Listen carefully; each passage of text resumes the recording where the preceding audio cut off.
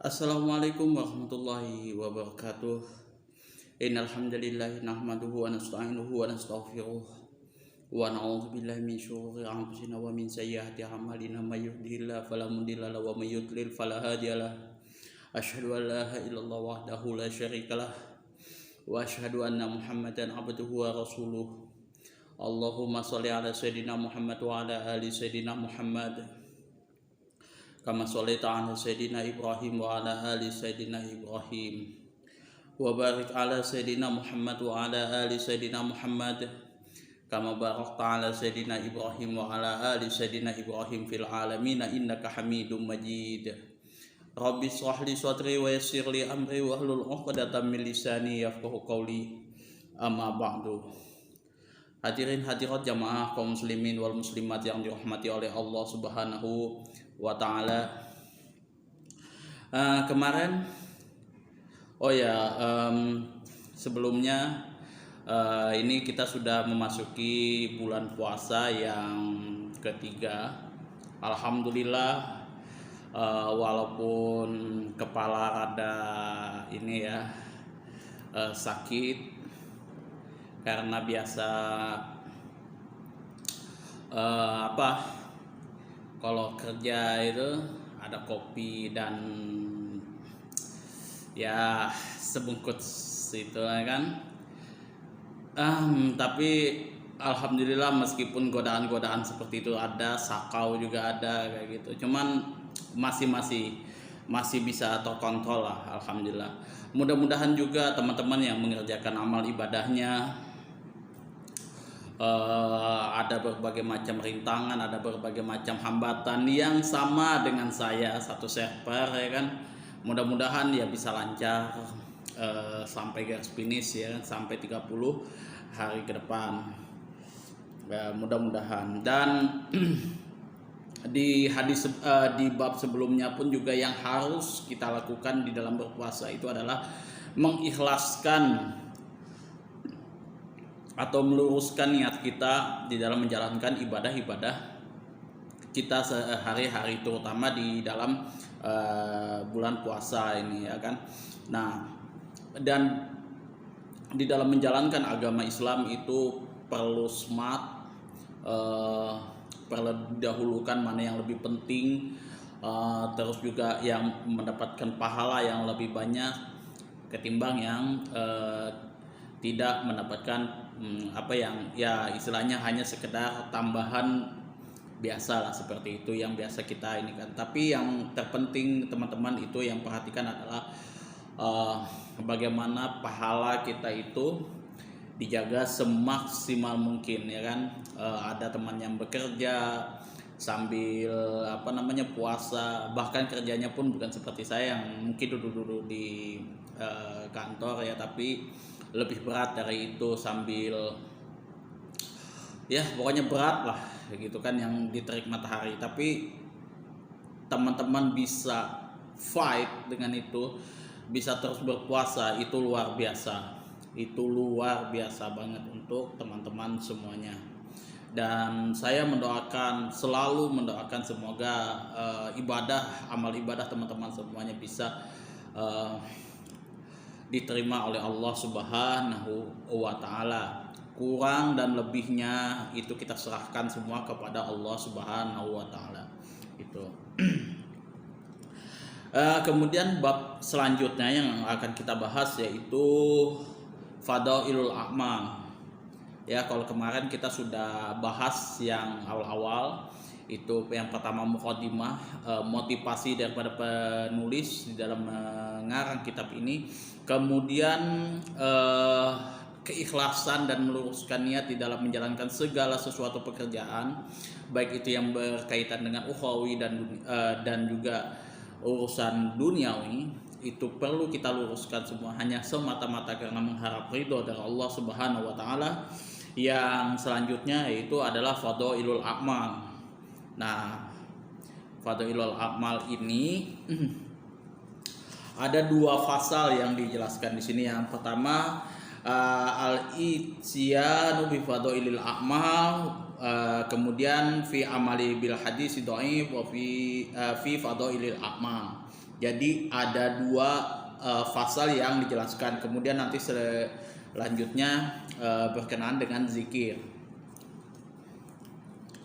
Yang ini adalah fadailul a'mal, yaitu kelebihan daripada beramal, kelebihan atau apa ya, fadailul a'mal itu ya sebenarnya kelebihan daripada amal itu sendiri. Jadi kalau toh pun ini apa, misalkan contoh seperti ini, banyak seorang musonif itu kalangan hadis, seperti contohnya Al-Imam Nawawi sendiri mengarang kitab hadis Arba'in itu, kalau tidak salah saya lupa itu hadisnya itu tidak sahih sebenarnya, doif, bahkan kalau nggak salah itu doif berat kayaknya. Nah, cuman kenapa itu diamalkan oleh Al-Imam Nawawi? Jadi barang siapa yang mengumpulkan 40 hadis sahih,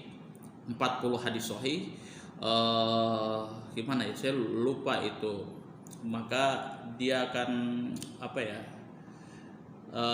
barang siapa yang mengumpulkan 40 hadis sahih, maka dia akan dimasukkan oleh Allah ke dalam surga, kalau nggak salah seperti itu. Saya lupa juga itu.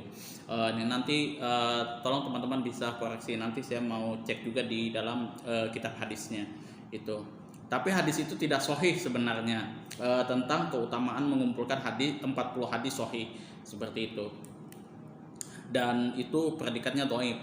Nah, tetapi kenapa banyak ulama-ulama hadis mengumpulkan 40 hadis? Karena kalau seandainya itu hadisnya memang betul-betul sahih, ternyata sahih, dia sudah kumpulkan, dia sudah lakukan. Tapi kalau toh pun hadis itu ternyata maudhu, memang tidak tepat dari Rasulullah SAW, ya ini saya memang sudah ikhlaskan untuk menjaga agama Allah Subhanahu wa Ta'ala. Nah, itu yang dimaksud fadailul a'mal. Jadi keutamaan, kelebihan di dalam berbuat. Contoh misalkan kita berhati-hati dalam menjalankan segala sesuatu kayak gitu, yang mana memang sudah ada kita bahas di hadis-hadis, di dalam kitab hadis Bulughul Maram, bab qadaul hajjah.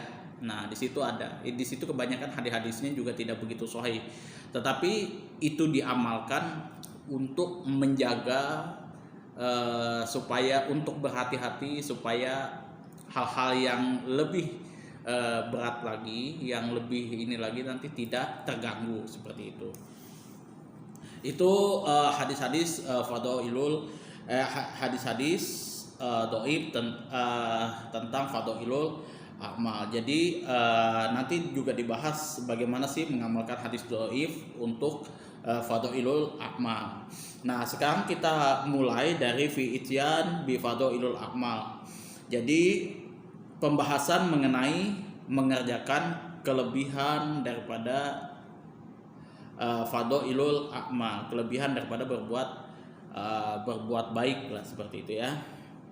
I'lam, ketahuilah, ayyam bagia, annahu iyam bagia, hendaklah seyogianya, liman balaghahu syai', bagi orang yang telah menerima balaghahu syai'un, menerima sesuatu fi fadailil a'mali, yang menyangkut tentang keutamaan beramal, ayya'mal bihi, dianjurkan untuk mengamalkannya, walau maratan,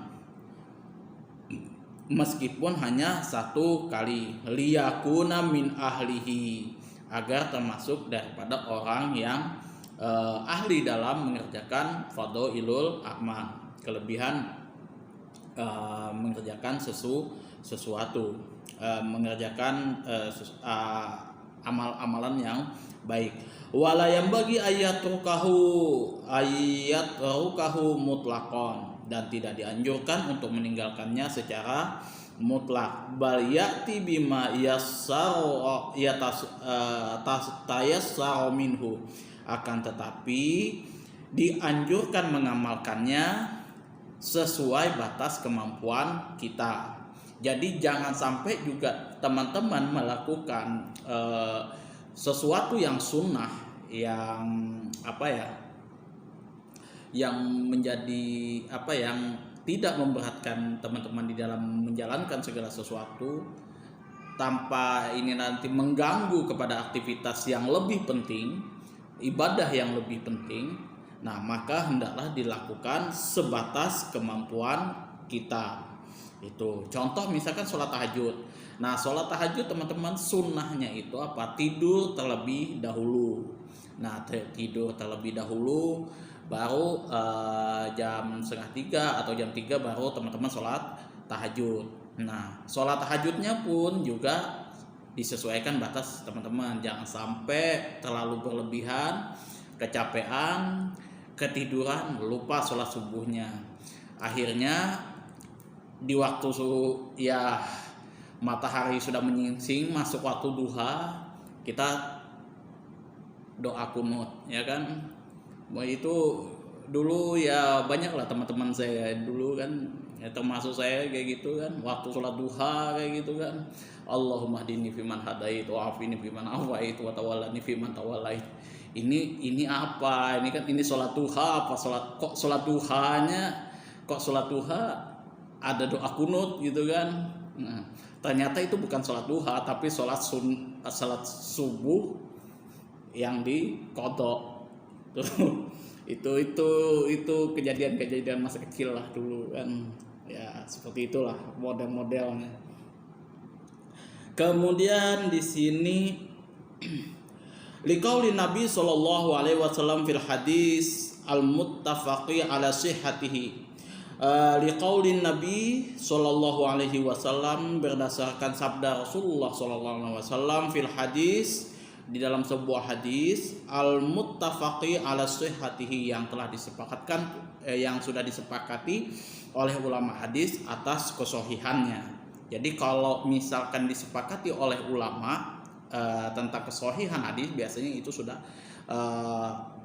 ulama-ulama hadis yang meracik menentukan, yang menentukan hadis ini sahih, dhaif, hasan atau maudhu, seperti itu.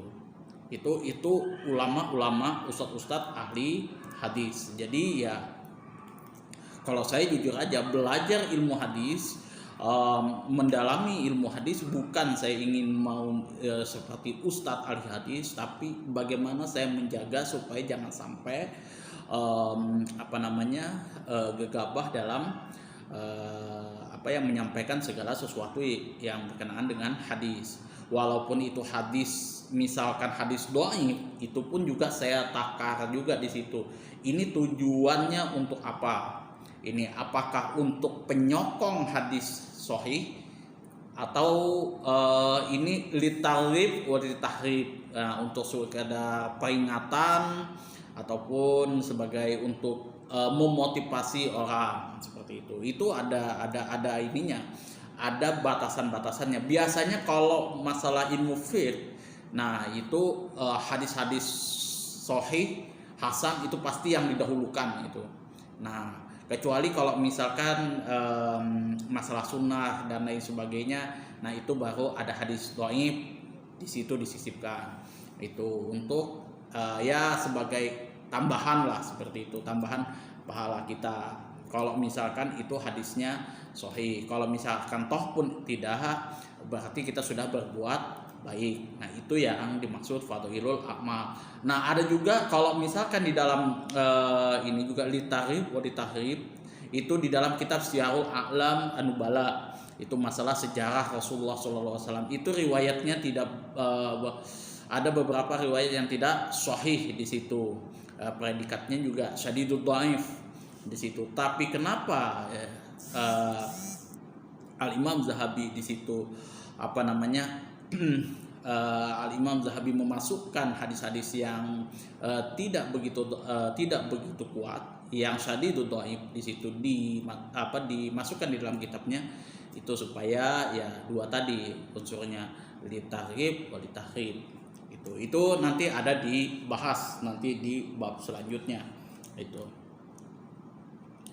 yang mana di dalam hadis ini sudah disepakati oleh ulama-ulama hadis tentang kesahihannya. Wa idza amartukum bisyai'in, apabila aku perintahkan kepada kalian di dalam melakukan segala sesuatu, faf'alu, maka kerjakanlah, minhu mastata'tum, dari apa yang telah aku perintahkan dari sesuatu tersebut, mastata'tum, menurut kemampuan kalian. Nah, itu hadisnya, landasannya. Kalau misalkan teman-teman menjalankan ibadah, jangan sampai teman-teman melakukan ibadah, berbuat baik melampau dari apa-apa yang sudah ditentukan oleh Rasulullah SAW. Makanya kalau misalkan teman-teman juga mengkaji hadis, mendapatkan suatu hadis, ingat dicek ini membahas tentang apa gitu. Jangan sampai teman-teman langsung telah mentah-mentah tanpa mengetahui tafsiran Al-Qur'annya seperti apa, kemudian kajian hadisnya seperti apa, bagaimana ulama-ulama fikih di dalam menjelaskan, mengeterapkan, memahaminya seperti itu. Nah, itu perlu teman-teman kaji, teman-teman tanyakan kepada ustadz-ustadz yang lebih kompeten kayak gitu. Jadi jangan ada Al-Quran hadis sampai langsung telan kayak gitu, apalagi sampai menyalah-nyalahkan orang lain dengan hadis tersebut, dengan ayat Al-Quran tersebut. Dosa besar. Itu banyak sekarang youtuber kayak gitu kan, atau yang lain-lain kayak gitu, bisa menyalahkan orang yang lebih pakar dalam bidangnya. MUI aja bisa dilangkahin. Nauzubillah min dzalik, seperti itu. Padahal yang dibahas dari orang tersebut, yang dibantah dari orang tersebut, yang menjadi landasan dari orang yang membantah ulama tersebut, MUI, itu cuma pakai akal dan logika aja kayak gitu. Nah, itu yang perlu dijaga oleh teman-teman kayak gitu. Jadi usahakan di dalam segala sesuatunya itu juga harus tahu tentang ilmunya.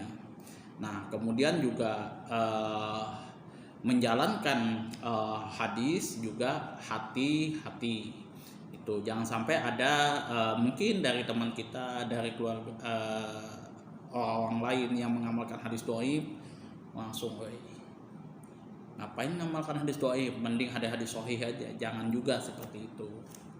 Itu ada ukuran-ukurannya, takaran-takarannya sesuai dengan apa yang telah diajarkan oleh gurunya masing-masing, seperti itu.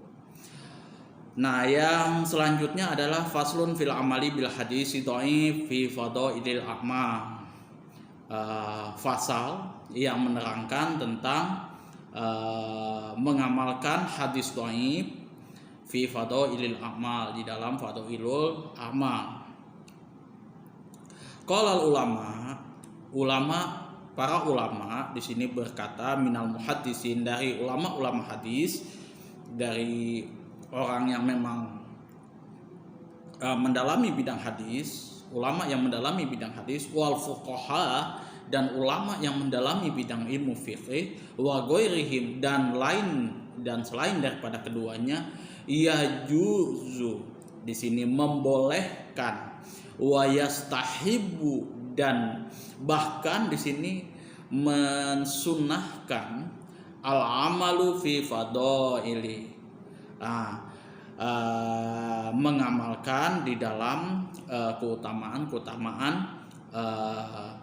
beramal tersebut, fi fadailil a'mal, wa targhib, yang mana fadailul a'mal tersebut mengandung anjuran, kemudian wa tarhib, dan mengandung ancaman, seperti itu. Wa targhib wa tahrib di situ. Kalau misalkan itu mengandung ancaman, walaupun itu hadisnya dhaif, maka kita tinggalkan. Contoh, Hadis yang dhaif, yang betul-betul dhaif waktu itu yang saya bahas di dalam kitab Bulughul Maram, yaitu masalah ini. 3 orang yang dilaknat oleh Allah Subhanahu wa taala, yang mana kencing di tengah jalan, di air yang mengalir, sama itu ada di dalam kitab Bulughul Maram. Itu hadis yang keberapa saya lupa itu hadisnya, tapi itu ada, saya bahas itu. Nah, tentang apa namanya, qadaul hajah di situ. Jadi kalau teman-teman buang air kecil dan buang air besar, jangan sampai di air yang mengalir, air yang tenang, kemudian di jalan raya itu dilaknat oleh Allah Subhanahu wa taala. Itu hadisnya tidak sahih sebenarnya, dhaif. Tapi kenapa kita lakukan seperti itu? Saya amalkan seperti itu supaya satu, jangan sampai mengganggu, mencemarkan lingkungan, tidak mengganggu kenyamanan orang lain di situ, dan tidak dan kalau toh pun misal hadis itu sahih dan mempunyai pahala, maka saya mendapatkan pahala.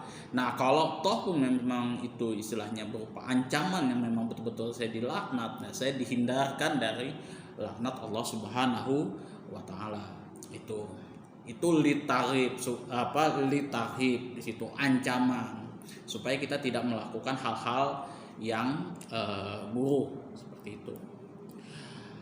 Bil hadis dhaif, yang mana mengandung anjuran dan ancaman. Bil hadis dhaif, dengan hadis yang dhaif, malam yakun maudhu'an, selama predikat hadis tersebut tidak maudhu, tidak palsu. Itu jadi kalau misalkan hadis-hadis yang ada di kitab Bulughul Maram yang sudah saya jelaskan, itu memang sudah disaring oleh Al-Imam Ibnu Hajar di situ. Jadi untuk apa seperti itu, biasanya untuk penyokong hadis sahih itu bisa jadi itu. Nah, contoh yang penyokong hadis sahih itu yang menjelaskan tentang hadis sahih itu seperti ini. Contohnya di bab thaharah yang awal-awal itu ada dibahas itu, al-ma'u tahurun la yunajjisu sahih illa ma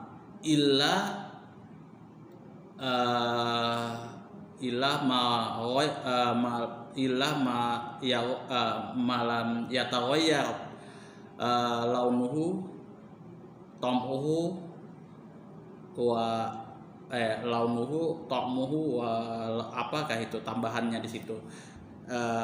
Air yang suci mensucikan itu tidak akan menjadi najis, nah selama tidak berubah baunya, warnanya dan rasanya. Launuhu ta'muhu launuhu apa ya, saya lupa itu 3 itu, pokoknya bahasa Arab, bahasa hadisnya seperti itu, tapi dia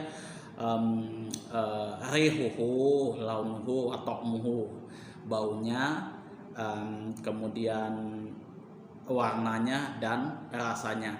Nah, tambahan illa di sini itu sebenarnya tidak sahih, tapi ini untuk menjelaskan, dan ini masyhur diamalkan oleh para ahli hadis, ahli fikih di sini, untuk dia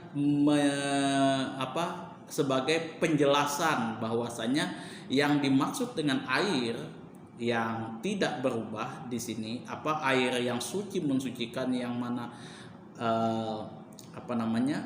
tidak berubah keadaannya. Kalau misalkan di situ dijelaskan lagi, didetailkan lagi, kalau dia tidak berubah baunya, warnanya dan rasanya. Nah, itu tambahan itu sebenarnya tidak sahih. Itu ada dibahas di dalam kitab Kifayatul Ahyar. Nah, itu salah satu juga fungsi daripada hadis dhaif itu. Nah, selama ya itu tadi garisannya, batasannya itu selama predikat hadis tersebut tidak maudhu, tidak palsu, maka tetap boleh diamalkan oleh kita, seperti itu.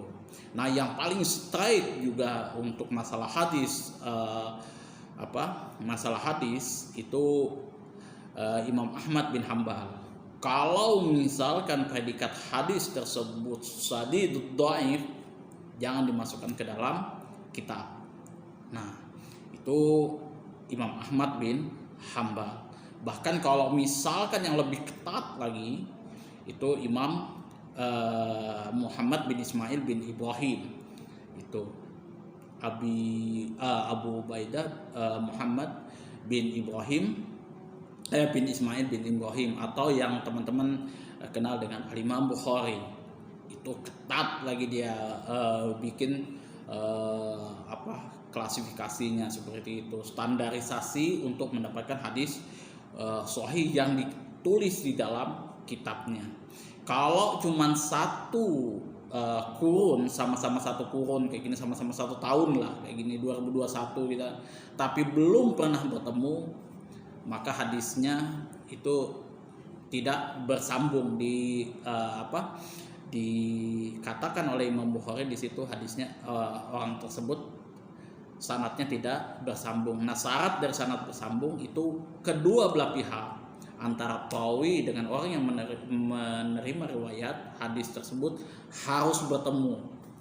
Itu. Maka biasa kalau Imam Bukhari itu ngecek langsung ke lapangan seperti itu. Kalau Imam Muslim tidak. Nah, orang kalau sudah dia antara guru sama muridnya hidup di kurun yang sama, meskipun dia kemungkinan tidak bertemu, tetap dianggap muttasil, di situ bersambung. Nah, makanya predikat kesohihan dalam kitab hadis itu Imam Muslim lebih turun. Itu sudah kita bahas, ya kan, sudah kita bahas di dalam kitab Bulughul Maram. Nah, saya tekankan dan saya ulang supaya teman-teman bisa paham dan bisa ingat kembali itu. Nah, kemudian di sini ulama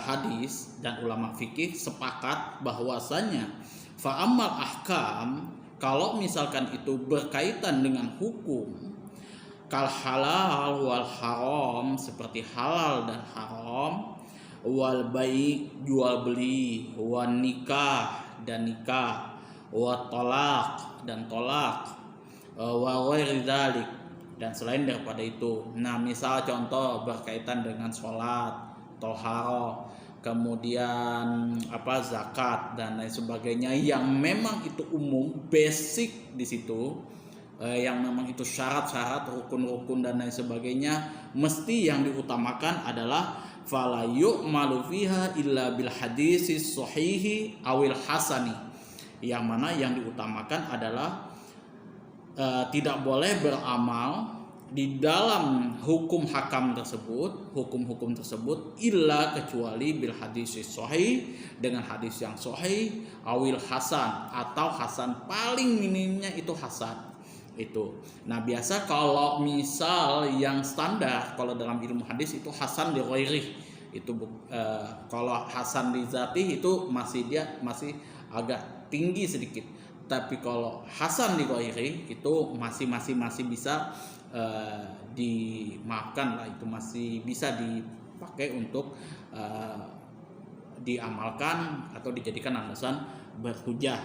Tapi kalau dia yang menyangkut pokok dari suatu hukum tersebut, kayak contoh sholat. Nah, sholat itu kalau misalkan itu fardu sholat, kemudian waktu sholat dan lain sebagainya, begitu juga saum yang memang itu syarat-syarat dan lain sebagainya, dia mesti mengambil hadis sahih, paling tidak itu hasan. Makanya juga ulama-ulama fikih itu juga berbeda pendapat di dalam memahami hukum-hukum memahami bahasa-bahasa hadis, berinteraksi dengan hadis itu. Contoh misalkan aula mastumun nisa.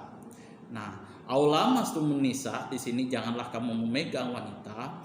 Itu kalau Imam Syafi'i menyentuh seperti ini itu sudah membatalkan wudhu. Jadi kalau misalkan kita bersentuhan kulit seperti ini tanpa adanya pelapis, nah bukan seperti ini, nah itu membatalkan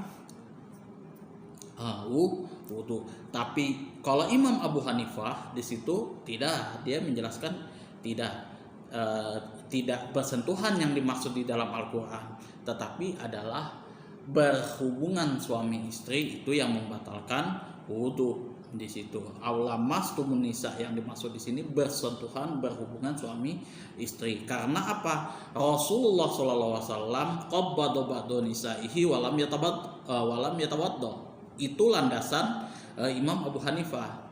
Kenapa? Karena Rasulullah itu mencium sebagian istrinya, summa yusolli walam yatawaddo. Beliau kemudian sholat tanpa berwudu. Nah, itu yang menjadi pertimbangan Imam Abu Hanifah. Kenapa beliau tidak tidak sepakat dengan pendapatnya, tidak sependapat dengan berbeda pandangan dengan Imam Syafi'i. Itu teknis-teknisnya di dalam memahami hadis sahih dan hadis hasan, memahami nas-nas Al-Quran dan hadis. Itu ya sudah kita bahas di dalam kitab Bulughul Maram dan kitab Fathul Qarib. Kemudian nah di sini lagi dijelaskan illa antakuna fil ihtiyatin fi syai'in min zalika, kecuali dalam rangka berhati-hati pada sesuatu min zalika, dari seperti itu. Contoh berhati-hati itu kita mengurut-ngurut, ini saya sudah bahas itu, mengurut-ngurut zakar pada waktu kita habis kencing. Nah, kita kan kencing nih. Nah, kita kencing kayak gitu. Nah, kita urut dulu. Kita pastikan kencingnya sudah betul-betul habis apa tidak. Itu hadisnya tidak sahih. Itu dhaif, betul-betul dhaif di situ. Nah, tapi kenapa saya amalkan? Tujuannya untuk berhati-hati, jangan sampai kalau hadis itu tidak kita amalkan, nanti berpengaruh pada hal-hal yang lain. Bisa jadi air kencing kita kembali keluar kembali seperti itu, menjadi najis pada sarung kita dan kita pakai sholat. Nah, itulah kenapa pentingnya kita pertama kali mengurut dulu kemaluan kita setelah kita buang air kecil, kemudian baru kita basuh dengan air. Nah, baru kita itu hadisnya memang dhaif, tidak sahih, tapi untuk menjaga-jaga ihtiyaton alal wiqayah, berhati-hati, jaga-jaga seperti itu. Fi syai'i min zalik, dari sesuatu seperti itu. Kama iza warada hadis dhaif, seperti mana telah berlakunya hadis dhaif bikarohati ba'dil buyu' awil angkihati, sebagian transaksi jual beli atau melakukan sebagian nikah itu. Jadi makruhnya sebagian transaksi jual beli. Jadi ada yang memakruhkan juga, ada yang jual beli seperti itu dan nikah. Atau misalkan di sini yang sudah saya jelaskan tadi, mengurut kemaluan, zakat, itu hadisnya dhaif itu. Tapi untuk kita berhati-hati di situ supaya air kencing kita tidak terpercik ke sarung, tidak terpercik ke pakaian, tidak terpercik ke celana yang mana nanti menyebabkan sholat kita tidak diterima, maka itu yang harus kita lakukan. Fa innal mustahabu ayutanazzaha anhu, dan maka hal tersebut lebih disunahkan untuk dihindari, walakin la yajib, akan tetapi tidak wajib. Nah, jadi misalkan contoh kita kencing di air yang tenang, seperti itu, di air yang tenang, di air yang di air mengalir, kemudian di tempat istirahat orang, itu hadisnya juga tidak sahih sebenarnya. Allah melaknat 3 orang yang melakukan 3 hal tersebut. Nah, itu hadisnya tidak dhaif, dan saya mengamalkan itu untuk menjaga kelestarian alam kayak gitu, supaya tidak tercemar, kemudian tidak mengganggu orang lain. Nah, itu maka saya menghindari hal tersebut. Jadi disunahkan untuk menghindari hal tersebut, walakin la yajibu. Nah, akan tetapi saya tidak mewajibkan orang tersebut. Mewajibkan gimana? Nah, mewajibkannya supaya tidak mengganggu orang lain. Itu hadis-hadis yang ada di dalam kitab Bulughul Maram yang sudah kita bahas, gitu ya. Kalau teman-teman yang rutin mengikuti kajian ini runtut dari awal, itu teman-teman pasti paham sudah di situ.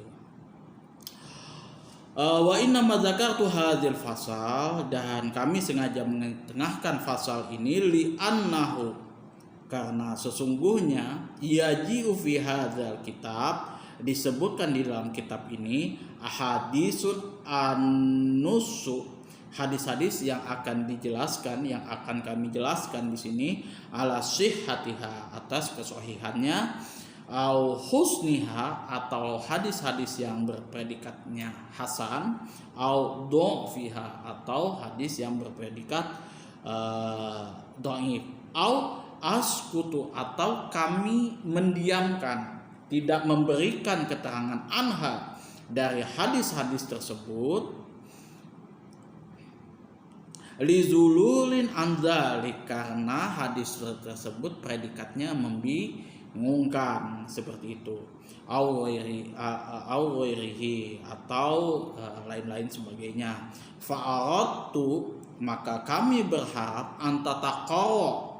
Nah, di sini antataqarra, agar tertanam di hati teman-teman hadhil qaidah ini, inda mutali'i hadzal kitab, bagi para pembaca kitab ini.